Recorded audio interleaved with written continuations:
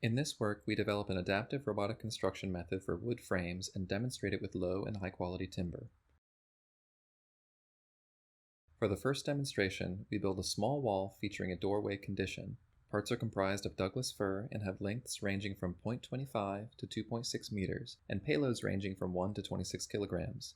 The wood has knots, discoloration, rounded corners, damaged edges, and warping.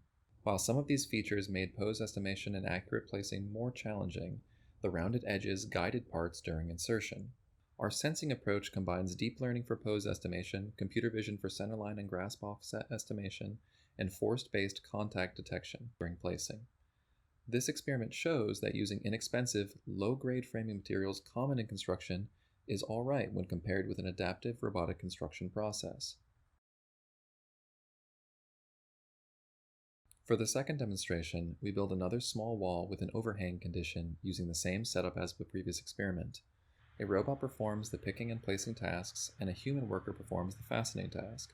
Parts are comprised of kiln-dried poplar and have lengths ranging from 0.25 to 2.6 meters, and payloads ranging from 1 to 13 kilograms. The wood has few knots, solid coloration, sharp edges, and excellent dimensional stability.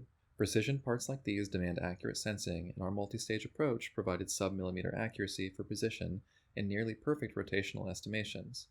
We believe our approach is compatible with common materials and methods for wood frame construction, practical for real-world applications, and could be integrated with existing factory-based construction processes, both manual or automated.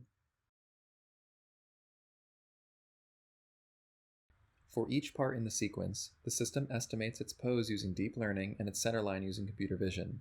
Then the robot picks the part. Next, it estimates the grasp offset using computer vision and places the part while monitoring contact. Lastly, a human worker fastens the part, then the robot releases it and returns to home.